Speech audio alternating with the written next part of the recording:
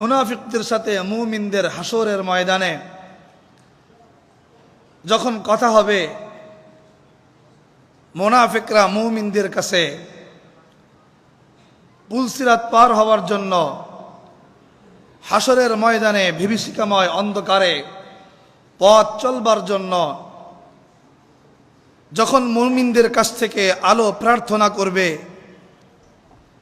এর উত্তরে মুমিনরা তো আলো দিবে না, বরং মুনাফিকদের দুনিয়াতে কি কি দোষ ছিল এই দোষগুলো উল্লেখ করে জানিয়ে দিবে। ওই দোষগুলোর মধ্যে হতে দুইটা দোষ আলোচনা এই পর্যন্ত করা হয়েছে। প্রথম নাম্বার ছিল আতারাব্বাসতুম ওয়ালাকিন্নাকুম ফাতানতুম আনফুসাকুম। প্রথম নাম্বার ছিল তোমরা নিজেদেরকে বড় বড় বড় বড় ফিতনায় নিজেদেরকে তোমরা জড়ায় ফেলবা। আয়াতের অর্থ হলো এই, ওয়ালাকিন্নাকুম ফাতানতুম আনফুসাকুম, তোমরা নিজেদেরকে বিভিন্ন সময়ে বিভিন্নভাবে বিভিন্ন ফিতনায় তোমরা জড়িয়ে ফেলেছিলে। এরপর আল্লাহ রাব্বুল আলামিন আরো বলেন, দ্বিতীয় নম্বর কারণ হলো ওয়াতারাব্বাসতুম, যখন শরীয়তের ফরজ বিধান বা কোনো গুরুত্বপূর্ণ আহকাম বা কোনো ইবাদত করবার যখন ক্ষেত্র আসে, সময় আসে, সুযোগ আসে, সেই সময় বিভিন্ন বাহানায় আমরা বলে থাকি না এখন বয়স হয় নাই, অথবা আজকে না কালকে, অথবা এখন না পরে, এইরকম করে করে করে করে আমরা অপেক্ষা করতে করতে করতে করতে একটা সময় এমন হয়ে দাঁড়ায় ওই ইবাদত আর করা হয় না, কিন্তু আজরাইল ঠিক চলে আসে, মৃত্যুর মাধ্যমে দুনিয়ার থেকে পরকালে আমাদের গমন করা লাগে। মুআজ্জাজ মুহতারাম, মুমিন যখন দুইটা কারণ আপনাকে এবং আমাকে জানিয়ে দিয়েছে, এই কোরআনের মাধ্যমে আমরা জানতে পারলাম যে মুমিনরা মুনাফিকদেরকে বলবে তোমরা বিভিন্ন সময় নিজেদেরকে তোমরা ফিতনায় জড়ায় ফেলাও। ফিতনায় বন্ধু নির্বাচন করতে গিয়ে দেখা যায় এমন বন্ধুর সাথে সোহবত হয়ে গেছে যে বন্ধু নামাজ পড়ে না, রোজা রাখে না, বদ্দিন, দিন নাই, তো নিজের মধ্যে আস্তে আস্তে বদ্দিন ঢুকে পড়ে। এমন বন্ধুর সোহবতে চলে গেছি যেই বন্ধুর সোহবতে যাওয়ার পরে ওই বন্ধুর অনেক টাকা, আমার ছিল না টাকা, ওই বন্ধুর টাকা দেখে নিজের মধ্যেও টাকা, নিজের মধ্যেও গাড়ি লাগবে, বাড়ি লাগবে, এই পিপাসা জেগে বসেছে। যার ফলে হালাল আর হারাম কখনো বাজ বিচার করি নাই। আবার যখন এমন কিছু বন্ধুর কাছে গেছি যে সকল বন্ধুরা সুদ খায়, ঘুষ খায়, আরে বলে দোস্ত একটু দুই একটু খাইলে সমস্যা হবে না, আস্তে আস্তে দেখা গেছে বন্ধুর সোহবতের কারণে নিজের মধ্যেই অপরাধগুলো ঢুকছে। এইভাবে করে করে মুমিনরা জানায় দিছে যে মুনাফিক তোমরা এইভাবে নিজেদেরকে বিভিন্ন ফিতনায় তোমরা জড়াইছ। আমরা আলোচনা করেছিলাম এই বিষয়ে যে আল্লাহ রাব্বুল আলামিন আমাদের সকলকে নিজেদেরকে বিভিন্ন ফিতনায় নিজেদেরকে জড়ানো থেকে হেফাজত করুক।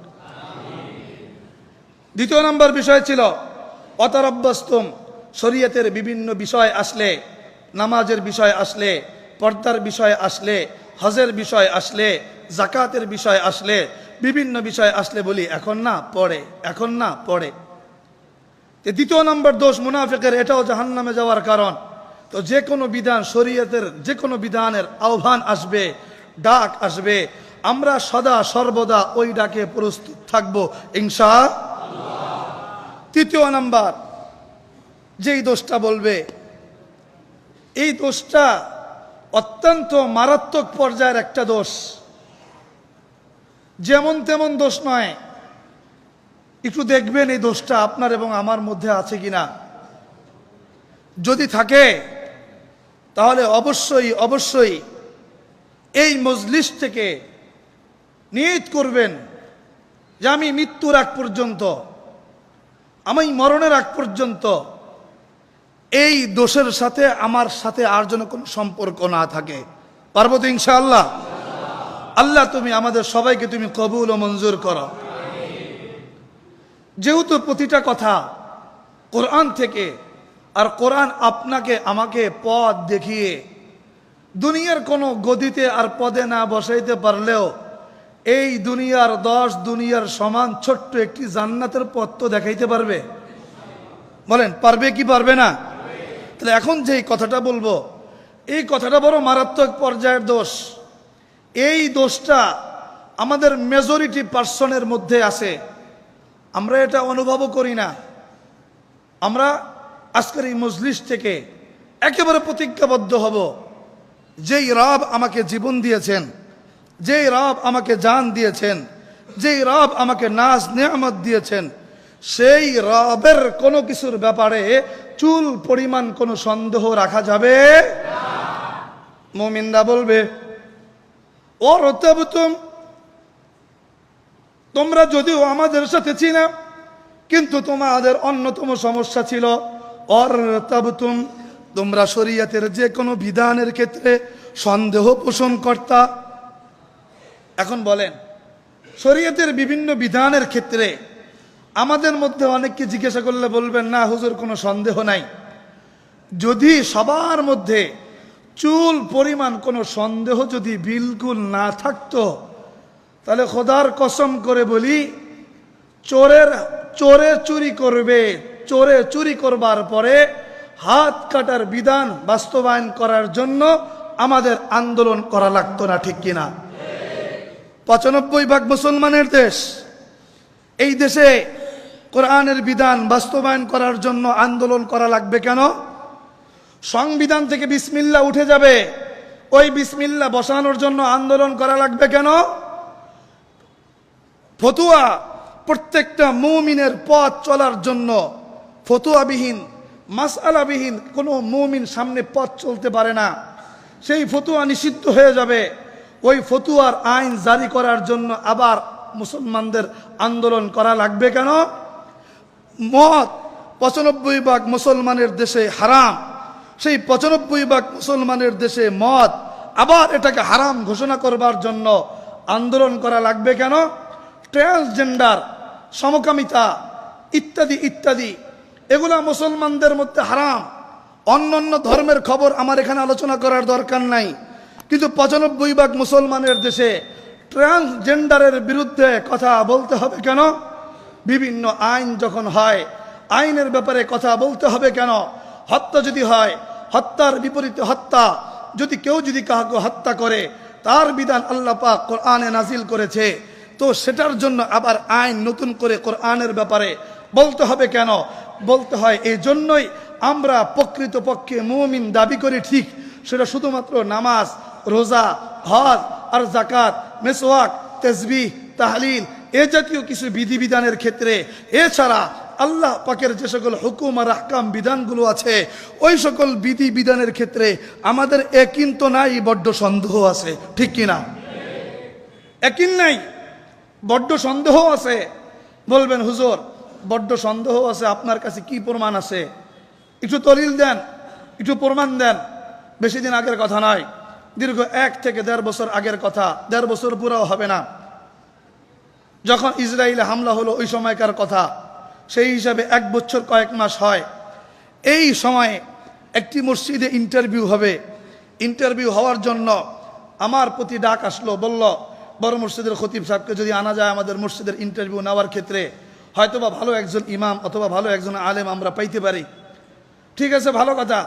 তো এরা তো বড় তাদের মসজিদে ইমাম নেওয়ার জন্য আমাকে নিবে, কিন্তু আমাকে যে পরীক্ষায় নেওয়ার জন্য বোর্ডে বসাবে, উল্টা দেখি মসজিদের সেক্রেটারি সাহেব ফোন দিয়ে আমার ইন্টারভিউ নিচ্ছে। আমার ইন্টারভিউটা কি? আমার ইন্টারভিউটা হলো, হুজুর আপনি বলেছিলেন আল্লাহ আইন প্রণয়নকারী, আল্লাহ বিধানদাতা, আল্লাহ এই, তাহলে আচ্ছা হুজুর বলেন তো আল্লাহ যদি বিধানদাতা হয়, একটু বলে বয়ানের মধ্যে, হ্যাঁ, আল্লাহ যদি বিধানদাতা হয়, আল্লাহ যদি আইন প্রণয়নকারী যদি হয়, তাহলে বাংলাদেশের সংবিধানে যে আইন প্রণয়নকারী আছে তাকে আপনি কি বলবেন? ভাই কথা খেয়াল করেন, আল্লাহ যদি আইন প্রণয়নকারী হয়, খেয়াল করেন, আমার ইন্টারভিউ নিতেছে, আল্লাহ যদি আইন প্রণয়নকারী হয়, বাংলাদেশের সংবিধান যিনি তৈরি করেছেন, বাংলাদেশের সংবিধান যিনি লেখেন, তার ক্ষেত্রে তো আইন প্রণয়নকারী তাকে বলা হবে। তাহলে বিষয়টা কেমন যেন হয়ে গেল না? আল্লাহ আইন প্রণয়নকারী, দুনিয়ার মানুষ ও আইন প্রণয়নকারী। পরে আমি চিন্তা করলাম, আপনি নিজেকে অনেক বড় জ্ঞানী দাবি করেন, কিন্তু এখনো আপনি বুঝতে পারলেন না চালে চালে যেমন পার্থক্য আছে, আমে আমেও তো পার্থক্য আছে, তো আইন প্রণয়নকারীতেও পার্থক্য আছে না নাই? আইন প্রণয়নকারীর মধ্যেও পার্থক্য আছে না নাই? আছে। এখন তার আবার সে আমাকে দ্বিতীয় নম্বর প্রশ্ন করে, না পাল্টা আমি তাকে প্রশ্ন করলাম, আচ্ছা বলেন তো হিন্দুরা যেই মূর্তির ইবাদত করে তারা এটাকে কি বলে বলতে পারেন? কি বলে? বাংলায় তো শোনেন দেবতা, আরবিতে বলে মাহবুদ। জোরে বলেন দেবতা বা যাকে উপাসনা করা হয় তাকে কি বলা হয় আরবিতে? মাহবুদ। জোরে বলেন কি বলে? মাহবুদ। তো বললাম হিন্দুরা যাই মূর্তির ইবাদত করে তাকে বলে মাহবুদ। আচ্ছা আপনিও তো মুসলমান, ইবাদত করেন কাকে? বলে আল্লাহকে। তাহলে এবার উত্তর দেন আপনার মাহবুদ কে? আল্লাহ। তো কেমন যেন হয়ে গেল না, হাতে বানানো মূর্তিও মাহবুদ, আল্লাহও মাহবুদ, দুইটা বিষয় একরকম হয়ে গেল না। এখন উনি হাক্কা বাক্কা খেয়ে গেছেন। তখন তাকে বললাম, ভাই ভালো করে শোনেন, আরে ভাই ও তো মাহবুদ। কার মাহবুদ? হিন্দুর মাহবুদ, বৌদ্ধরও মাহবুদ আছে, খ্রিস্টানেরও মাহবুদ আছে, ইহুদিদেরও মাহবুদ আছে, আর মুসলিম জাতির মাহবুদ একমাত্র আল্লাহ। ঠিক কিনা? আল্লাহ ব্যতীত আর কোনো মাহবুদ নাই। এটা যেমন ঠিক, স্মরণ রাখবেন সমাজতন্ত্রেরও আইন প্রণয়নকারী আছে, গণতন্ত্রেরও আইন প্রণয়নকারী আছে, পুঁজিবাদেরও আইন প্রণয়নকারী আছে, কিন্তু প্রকৃত পক্ষে যদি মুমিন হয়ে থাকে, দিনের মধ্যে যদি এক চুল পরিমাণ যদি সন্দেহ না থাকে, তাহলে আমি দায়িত্বহীন কণ্ঠে বলতে পারি এই মুমিনদের জন্য আইন প্রণয়নকারী একমাত্র আল্লাহ। ঠিক কিনা? মুমিনদের জন্য একমাত্র আইন প্রণয়নকারী আল্লাহ। আল্লাহ বাদে যদি কোনো মুমিন অন্য কারো প্রতি যদি আইন প্রণয়নকারী হিসেবে যদি বিশ্বাস করে, তাহলে তাদের জন্য এই আয়াত, যেটা আল্লাহ রাব্বুল আলামিন কোরআনের মধ্যে বলেন, ওয়ালাকিন্নাকুম ফাতানতুম আনফুসাকুম ওয়া তারাব্বাসতুম ওয়ারতাবতুম।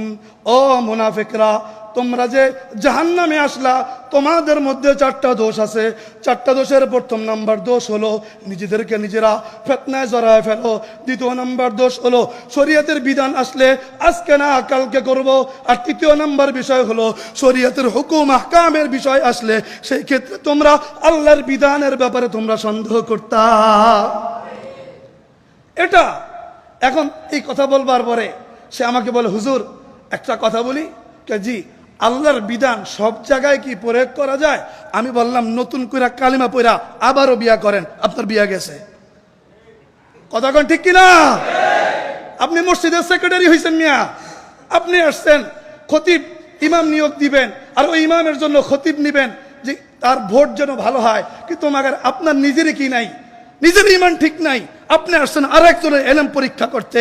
আমি বড় মসজিদ থেকে বলতে চাই দায়িত্বহীন কণ্ঠে, যাদের ভিতরে কোরআনের বিধিবিধানের ক্ষেত্রে ন্যূনতম সন্দেহ থাকবে, একজনকেও মসজিদের কমিটি হিসাবে রাখবেন না। কারণ যদি কোরআনের ন্যূনতম বিধানে যদি সন্দেহ থাকে, সে তো মুনাফিক। মুনাফিক কি করে আবার মসজিদের কমিটি হয়? যারা বলেন ঠিক কিনা? যখন এই প্রশ্নগুলো করলো আমাকে, আমি তো সহ্য করতে পারি নাই। পরে বললাম, আপনার এই মসজিদে আমার যাওয়ার দরকার নাই। যে বলে আল্লাহর বিধান সব জায়গায় প্রয়োগ করলে সুন্দর সমাধান হবে নাকি? পরে বললাম কেন? খেয়াল করেন, এই কথাগুলো মিথ্যা নয়, কথাগুলো সত্য। মসজিদের নামটা বললে হয়তো বা এখন তার অনেকে ধরবে, এই জন্য নামগুলো বলবো না। মুআজ্জাজ মুহতারাম, ভালো করে বুঝছেন। এরপরে সে আমাকে বলতেছে, হুজুর যদি আল্লাহর বিধান যদি বাস্তবায়ন করা হয়, সব ক্ষেত্রে কি সুন্দর সমাধান হবে? এই তো বললাম আগে বিয়া করেন, আবার কালিমা পড়েন, কালিমা পড়েন, আবার বিয়া করেন, কারণ আপনার বিয়াও গেছে, ইমানও গেছে। বলে হুজুর কেন? আপনার তো ইমান নাই। হুজুর একটা জিনিস বলেন, চোরের যদি চুরি করার পরে হাত কাটে, বলেন তো এরপরে এই লোকটা খাবে কি? বুঝছেন? তার মাথায় ঢুকছে কি? চোরে যদি চুরি করে এরপরে যদি তার হাত কাটা হয়, তাহলে এই চোরে খাবে কিভাবে? পরে আমি বললাম, আরে এক চোরে চুরি করবে, এরপরে হাত কাটা হবে, আপনি তার খাওন নিয়ে চিন্তা করতেছেন, কিন্তু ওই এক চোরকে বাঁচাইতে গিয়ে বাংলাদেশের মাটিতে হাজারো হাজারো চোর জন্ম দিয়া বাংলাদেশের রিজার্ভ ফান্ড খালি করে কানাডায় যে বেগমপাড়া বানাইতেছে, এই ব্যাপারে কথা বলতে পারেন না? আল্লাহর বিধান যদি 100% যদি সর্বত্র যদি বাস্তবায়ন হতো, হয়তো বা একটা চোরের বিধান বাস্তবায়ন হইলে এই বাংলাদেশের হাজারো চোরের শিক্ষা হয়ে যেত। বাংলাদেশের হাজারো পরিবার ঘরের দুয়ার খুলে ঘুমাইতে পারত। বাংলাদেশের হাজারো দোকানদার দোকান খুলে মসজিদে আসতে পারত। চুরি হতো না, ডাকাতি হতো না। বাংলাদেশের প্রশাসনের হাতে টাকা দিয়ে অস্ত্র তুলে দেওয়া লাগতো না, ঠিক কিনা? কারণ ওই একটাতেই শিক্ষা হয়ে যেত। কিন্তু এই জায়গাতে আমাদের সবার বলেন এবার সন্দেহ আছে না নাই? সন্দেহ আছে না নাই? আল্লাহর এই বিধানের ক্ষেত্রে সন্দেহ থাকবার কারণে আজ বাংলাদেশে আমাদের এই অবস্থা। আল্লাহ তুমি আমাদের সবাইকে এই কোরআনের বিধানের ব্যাপারে সন্দেহ থেকে দূরে থাকবার তৌফিক দান করো। পারবো তো ইনশাআল্লাহ? বলেন কোরআনের ব্যাপারে আজ থেকে আমাদের কোনো সন্দেহ নাই? বলেন হাত তুলে দেখান, সন্দেহ নাই। আল্লাহ তুমি কবুল ও মঞ্জুর করো। মুআজ্জাজ মুহতারাম, এই চোরের হাত কাটার বিধানের ব্যাপারে আমার রসুলের ছোট্ট একটা বর্ণনা আছে আল্লাহর রসুল সাল্লাল্লাহু আলাইহি ওয়াসাল্লাম থেকে, আয়েশা থেকে বর্ণিত। আন আয়েশা রাদিয়াল্লাহু আনহা আন্নাহা ক্বালাত আন্না কুরাইশান আহাম্মাহুমুল মারআতুল মাখজুমিয়াতু, মাখজুমি বংশের একজন মহিলা, আল্লাতী সারাকাত, মাখজুমি বংশের একজন মহিলা চুরি করছে।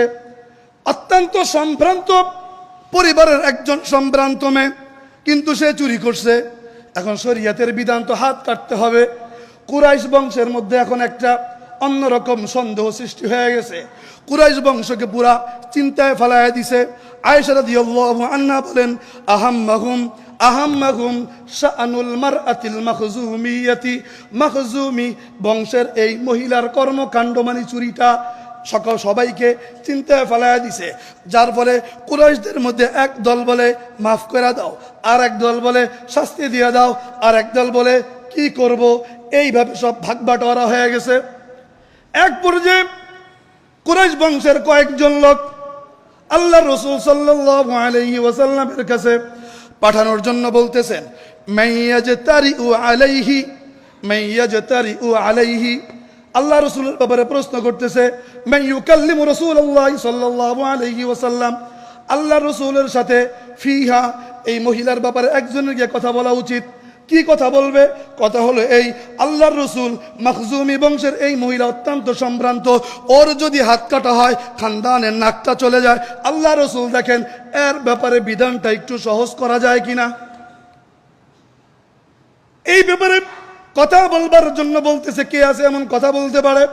সাহাবায়ে কেরামের মধ্যে হতে, কুরাইশ বংশের মধ্যে হতে ক্বালু মাইয়াজতারিউ আলাইহি ইল্লা উসামাতু, আমাদের দেখা মতে ওসামা ব্যতীত এই ব্যাপারে কথা বলবার দুঃসাহস কেউ রসুলের সাথে রাখে না। কারণ কি? হিব্বু রাসূলিল্লাহি সাল্লাল্লাহু আলাইহি ওয়াসাল্লাম, তার কারণ হলো ওসামা হলো আল্লাহ রসুলের একজন ভালোবাসার মানুষ। সুতরাং ভালোবাসার মানুষ যদি আল্লাহ রসুলের কাছে গিয়ে যদি সুপারিশ করে, তাহলে হয়তোবা এই মাখজুমি বংশের এই মহিলাটা বেঁচে যেতে পারে। ঠিক আসলো কাল্লামাহু ওসামাতু, ওসামা ঠিক আল্লাহ রসুলের সাথে কথা বললেন।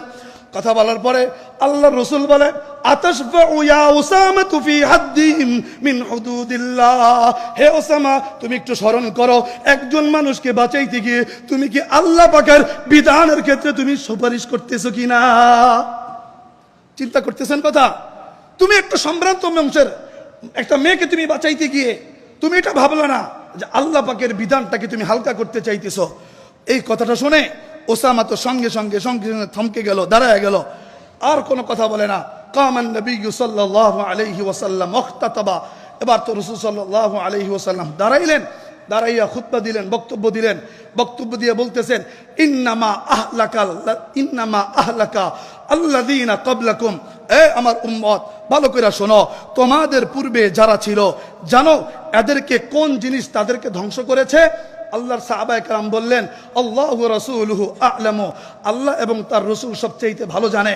এবার আল্লাহ রাসূল বলে, ইদা কানা ফীহিম আশ-শরীফু ইদা কানা সারাকা ফীহিম আশ-শরীকু তারাকুহু, ওয়া ইদা কানা সারাকা ফীহিম আদ-দাঈফু আকামা আলাইহিল হাদ্দা, যখন তাহাদের মধ্যে কোন সম্ভ্রান্ত ব্যক্তি চুরি করত তখন তাহাদেরকে মাফ করে দেওয়া হতো। আর ঠিক যখন পক্ষান্তরে যদি কোনো দুর্বল ব্যক্তি চুরি করত তার উপরে হাত কায়েম করা হতো, তখন তো সব সাহাবায়ে কেরাম চুপ হয়ে গেছে। এবার আল্লাহ রসুল বলে, ও আমার সাহাবায়ে কেরাম, তোমাদের পূর্বের উম্মতের এই ধ্বংস হওয়ার একটাই কারণ, ধনীদের জন্য বিধান একরকম ছিল, ক্ষমতাধরদের জন্য বিধান একরকম ছিল, দুর্বলদের জন্য বিধান আর এক রকম ছিল।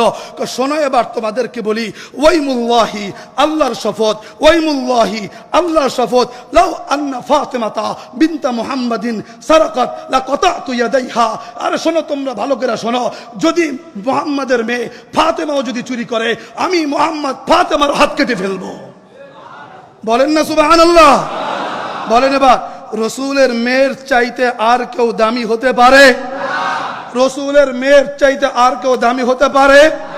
রসুলের চাইতে আর চাইতে বড় কোনো নেতা হতে পারে? আমার রসুল যেখানে বলছেন, আমার মেয়ে যদি হতো, কোনো বৈষম্য চলবে না, ধনীর জন্য এক বিধান, ধনীর জন্য এক বিধান, শক্তিশালীর জন্য এক বিধান, দুর্বলের জন্য এক বিধান। ও দোস্ত, এই বৈষম্য করবার কারণে যেমন পূর্বের জাতি ধ্বংস হয়েছে, আমি এটাই বলবো, এই বৈষম্যের কারণে 53 বছরেও বাংলাদেশ উন্নত হয় নাই, ঠিক কিনা? যদি আইনের বিধানের ক্ষেত্রে যদি কোরআনের এই ক্ষেত্রটা যদি বরাবর থাকতো, আরে মন্ত্রী হোক, যদি চুরি হয় তারও হাত কাটা যাবে, মন্ত্রীর সন্তানও যদি হয় হাত কাটা যাবে, এমপিও যদি হয় হাত কাটা যাবে, এমপির সন্তানও যদি হয় হাত কাটা যাবে।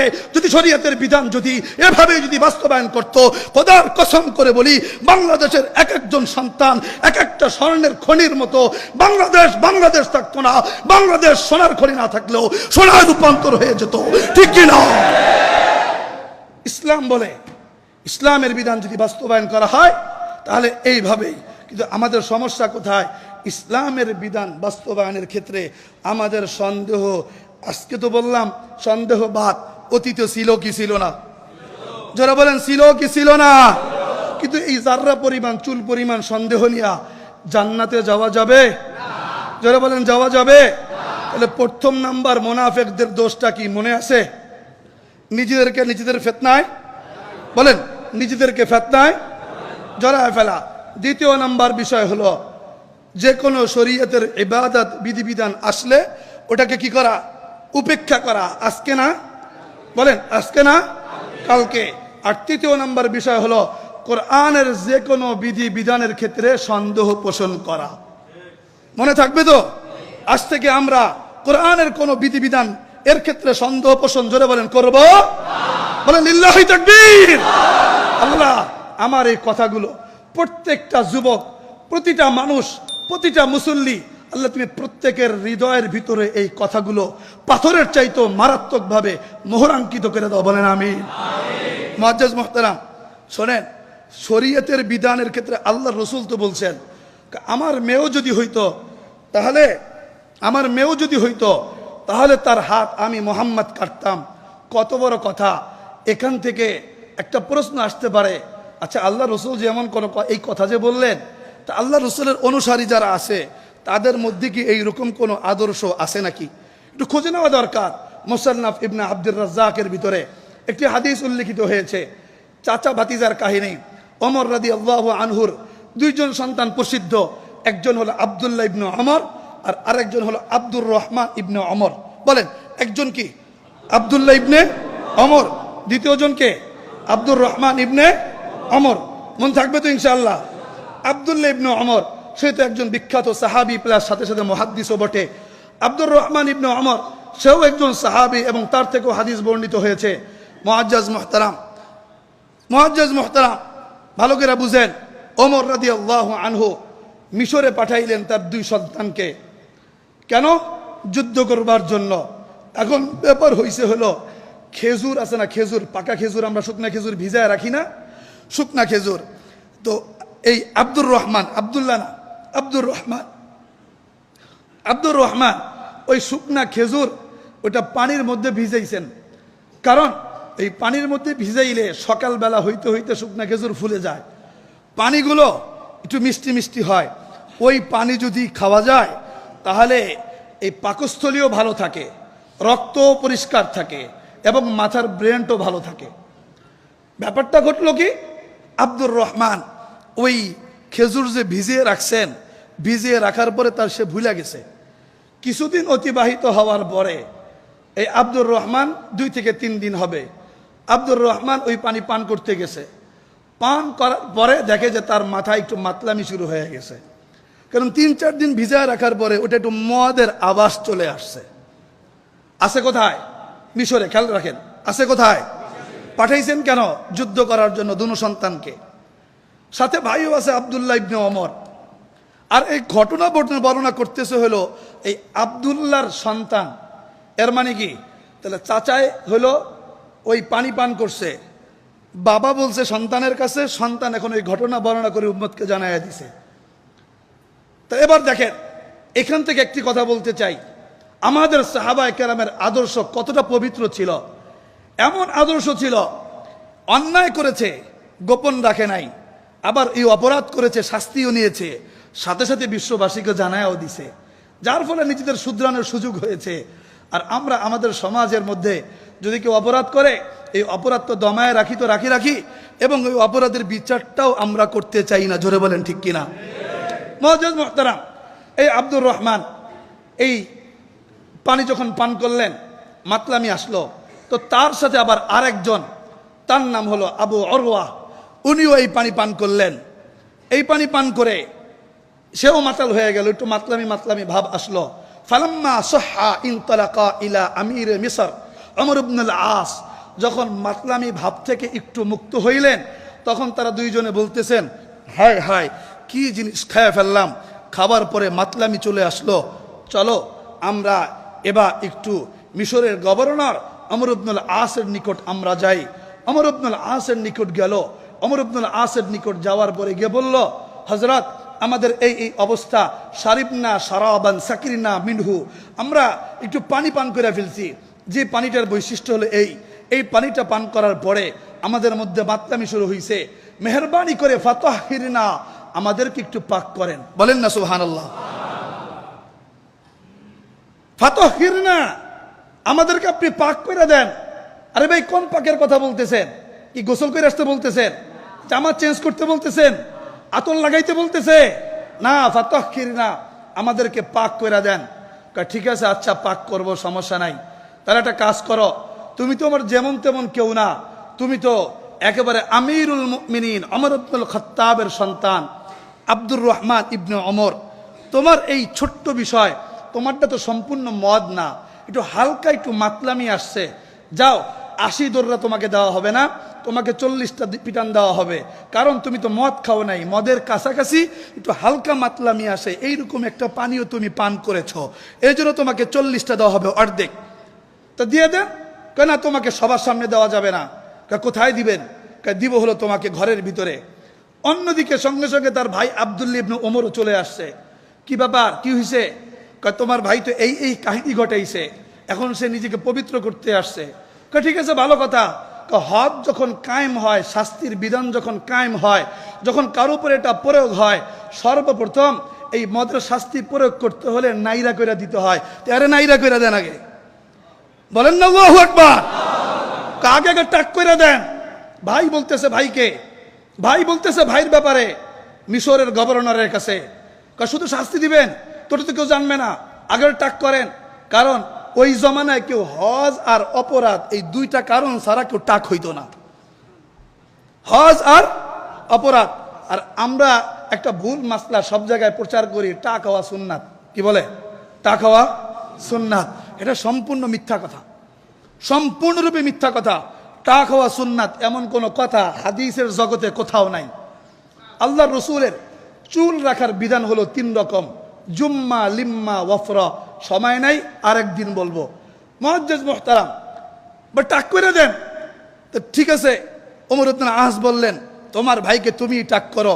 হাদিসের মধ্যে বর্ণিত, আব্দুল্লাহ ইবনে ওমর নিজে বলতেছেন, হালাকতু রাসা আখি বিয়াদাইয়া, আমি আমার 2 হাত দ্বারা এই আমার ভাইয়ের মাথা আমি টাক করেছি।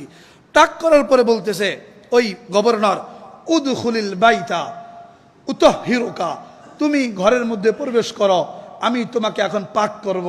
তো ঘরের মধ্যে ঢুকাইয়া 40টা দৌড়া দিছে। এখন বলেন বাহিরের মানুষ দেখছে? বলেন বাহিরের মানুষ দেখছে? তাও তো অন্তত পিটাইছে, ছাইরা তো যায় নাই।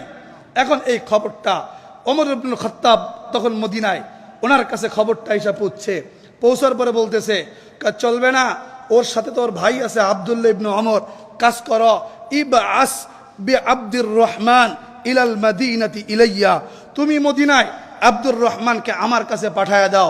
তুমি যে শাস্তি দিছো এই শাস্তি চলবে না। বলেন না সুবহানাল্লাহ। এই শাস্তি চলবে না। তাহলে কি করতে হবে? পাঠায়া দাও। তো মদিনায় পাঠায়া দিছে। যখন মদিনায় পাঠায়া দিছে, এবার ওমর ইবনুল খাত্তাব রাদিয়াল্লাহু আনহু মদিনার সকল মানুষকে ডাকছেন।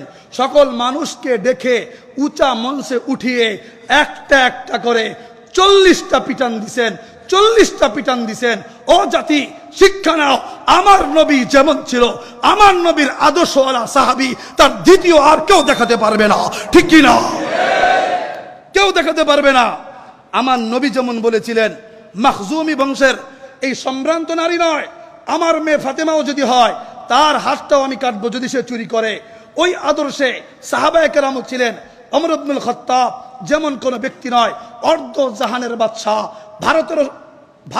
ভারতের মতো এরিয়ার বাদশা নয়, বাংলাদেশের মতো এরিয়ার প্রধানমন্ত্রী নয়, পুরো অর্ধ জাহানের যিনি বাদশা ছিলেন, সেই ওমরের ব্যাপারে বলছি। সেই ওমর তার সন্তানকে শাস্তি দেওয়ার জন্য মদিনার সব মানুষকে ডাকছেন, স্টেজের উপরে উঠাইছেন, উঠে 40টা পিটান দিছেন। 40টা পিটান দিয়া বললেন, 40টা পিটান দেওয়ার পরে বললেন, আল্লাহ, আমি আমার জিম্মাদারি আদায় করেছি, তুমি আমার সন্তানকে পাক করে দাও।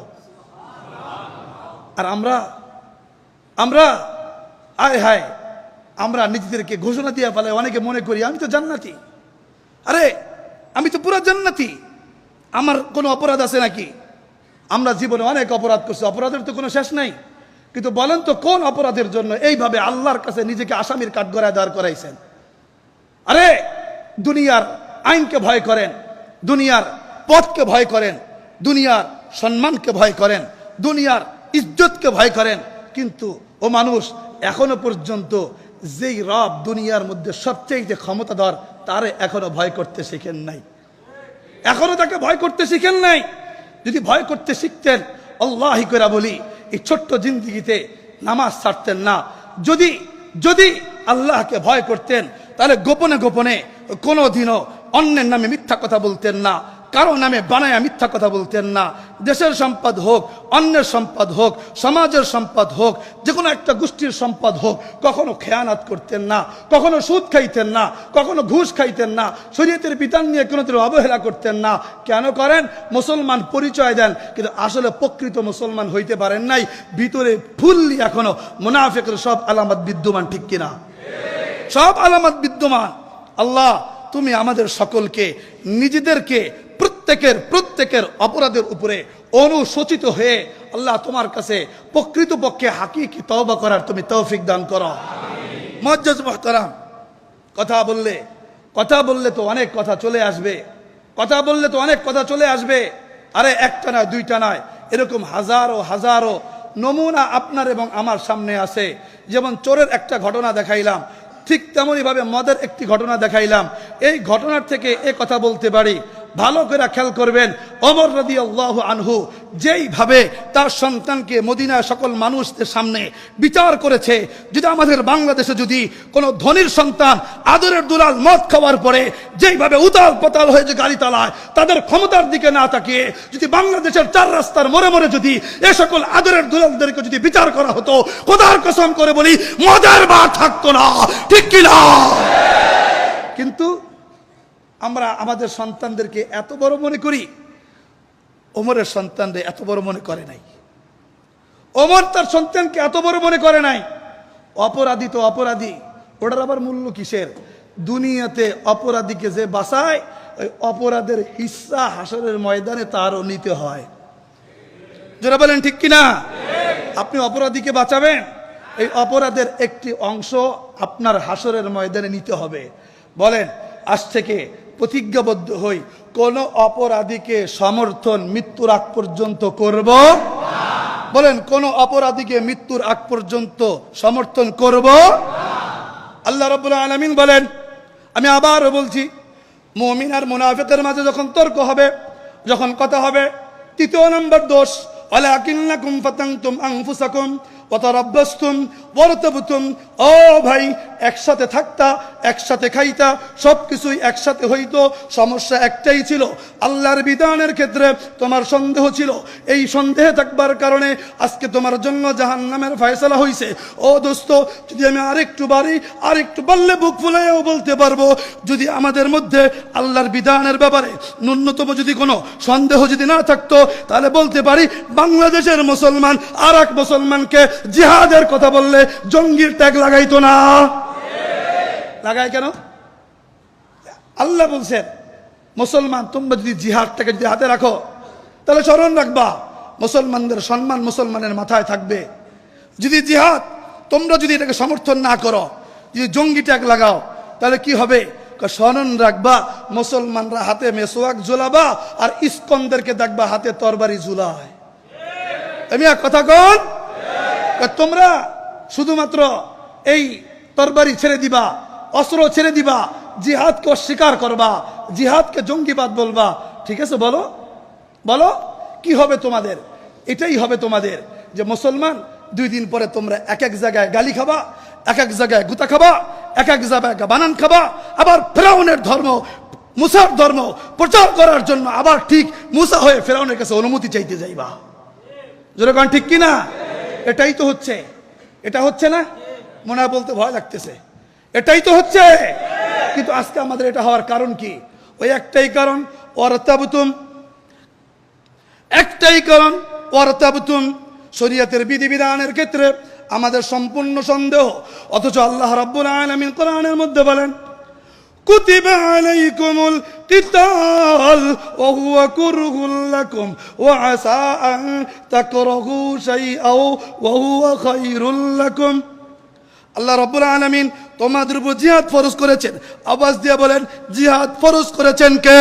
আল্লাহ। আরো জোরে বলেন, জিহাদ ফরজ করেছেন কে? আল্লাহ। বলেন, এখন এই জিহাদটা কি দলের বিরুদ্ধে না মুসলিমদের বিরুদ্ধে? জোরে বলেন, জোরে বলেন। অমুসলিমদের বিরুদ্ধে। কুতিবা আলাইকুমুল কিতাল, তোমাদের উপর জিহাদকে ফরজ করা হয়েছে। আল্লাহ পাক নিজেই বলতেছেন, ওয়া হুয়া কুরহুল লাকুম, এটা তোমাদের কাছে অপছন্দের কারণ হবে। বলেন এবার, অপছন্দের কারণ হয়েছে কি হয় নাই? অপছন্দ করি কি করি না? আমার আল্লাহ এটা আগ থেকেই জানেন, যাইনি জানায় দিছে, ওয়া হুয়া কুরহুল লাকুম, এটা তোমাদের জন্য অপছন্দের কারণ হবে। ওয়া আসা আন তুহিব্বু শাইআও ওয়া হুয়া শাররুল লাকুম, কিন্তু স্মরণ রাখবা তোমাদের কাছে এমন এমন এমন এমন কিছু বিষয় আছে যেগুলো পছন্দের, মহাব্বতের, ভালোবাসার, কিন্তু ওই জিনিসগুলো তোমাদের কাছে পছন্দের হলেও ওটা তোমাদের জন্য কল্যাণকর নয়। ওটা তোমাদের জন্য কল্যাণকর। বলবেন হুজুর কেমন? একটা উদাহরণ দেই। যাগো বয়স 40-45 হয়ে গেছে, মিষ্টি খাইতে ভালো লাগলেও বলেন তো শরীরের জন্য উপকারী না অপকারী? যারা বলেন উপকারী না অপকারী? ও দোস্ত, এটা যেমন অপকারী, স্মরণ রাখবেন যখন দেখবেন এক একটা বিস্ফোরা হয়ে যায়, যখন দেখবেন অমুসলিমরা যখন মুসলমানদের জন্য বিস্ফোরা হয়ে যায়, বিভিন্ন জায়গায় যখন দেখবেন মুসলমানদের সাথে বিভিন্নভাবে জুলুম অত্যাচার করে, ও দোস্ত, তখন মিষ্টান্নর ভাষায় কথা না বলে জিহাদের ভাষায় কথা বলবেন। দেখবেন বরং তারা জীবিত। বলেন তারা কি? আরো জোরে বলেন, তারা কি? বলেন সন্দেহ আছে নাকি? জোরে বলেন, সন্দেহ আছে নাকি? বাল আহইয়াউন, তারা জীবিত, খালি একটু জায়গা পরিবর্তন। বলেন কি পরিবর্তন? আগে দুনিয়াতে ছিল, এখন কোথায়? যার জন্য জীবন দিছে এখন তার কাছে। বলেন কার কাছে? বলেন কার কাছে? আল্লাহর কাছে। আল্লাহর জন্য জীবন দিছো, সুতরাং তোমরা মরো নাই। আল্লাহ বলতেছেন, ওয়া ইনদা রাব্বিহিম ইউরযাকুন, আগে দুনিয়াতে খাইতো, এখন যেহেতু আমার জন্য জীবন দিছে, এই জন্য তাকে আমার কাছে আইনা আমি খাওয়াই। আস্তে করে এখন, এখন আমার কাছে এনে কি করি? বলেন আমি খাওয়াই। বলেন কে খাওয়ায়? আল্লাহ খাওয়ায়। সুতরাং এবার বলেন, মুসলমান যুবক বলেন, মুসলমান নওজোয়ান বলেন, এবার উত্তর দিবা, মরণকে ভয় পাও নাকি? আওয়াজ দিয়ে বলো, মরণকে ভয় পাও নাকি? ও দোস্ত, কথা আমার ভালো করে বুঝবা, প্রত্যেকটা মুমিনের ভিতরে যদি কোরআনের তাকাজা থাকে, প্রত্যেকটা মুমিনের ভিতরে যদি ঈমানের তাকাজা থাকে, ঈমানের স্পিড থাকে, মাথায় রাখবেন, মাথায় রাখবেন, বাংলাদেশ ভারতের হবে না, বাংলাদেশ বাংলাদেশীদের জন্যই থাকবে। ঠিক না বেঠিক? আমার এই কথাগুলো উগ্র সেন্স থেকে নিবেন, ইমান নাই। এই কথাগুলো উগ্রের সেন্স থেকে নিবেন, বলবেন এগুলো উগ্রবাদী। প্রথম নাম্বার বলবো, আপনি কোরআনের বিধানের ক্ষেত্রে সন্দেহ করলেন, ঠিক কিনা? দ্বিতীয় নাম্বার কথা, যদি প্রত্যেকটা মুমিন, ইসরায়েলের ভূখণ্ড ছোট, কিন্তু প্রত্যেকটা যুব সন্তান, এদের ভিতরে ইহুদি ধর্মের মায়া এত বেশি, ধর্মের কারণে তারা সকলেই এক একজন সামরিক সদস্য হওয়ার যোগ্যতা রাখে। সৈন্যের সংকট, সাধারণ যুবক নেমে যেতে পারবে। মানি তাদের এই ইমানি, তাদের এই ইহুদি ধর্মের, তাদের বিশ্বাসের চেতনা, এটা কিসের জন্য? তাদের ভূখণ্ড রক্ষা করার জন্য। আমরাও যে ইমানি চেতনা রাখি, এটা আমাদের দেশ পাকিস্তানকে দেওয়ার জন্য নয়, আমাদের দেশ মুসলমানদের থাকার জন্য। ঠিক কিনা? আমাদের দেশ আমরা পাকিস্তানকেও দিতে চাই না, আমাদের দেশ আমরা ভারতকেও দিতে চাই না, আমাদের দেশ আমরা আমাদের মুসলমানদের কবজায় রাখতে চাই। জোরে বলেন ঠিক কিনা? সুতরাং এখন থেকে কথা একটাই, কোরআনের কোন বিধানের ব্যাপারে চুল পরিমাণ কোন সন্দেহ, জোরে বলেন, চুল পরিমাণ কোন সন্দেহ। আল্লাহ তুমি আমাদের সকলকে এই আলোচনার উপর দৃঢ় বিশ্বাস রাখবার, সন্দেহ মুক্ত বিশ্বাস রাখবার তৌফিক দান করো। ওয়া আখির দাওয়ানা আনিল হামদুলিল্লাহি রাব্বিল আলামিন।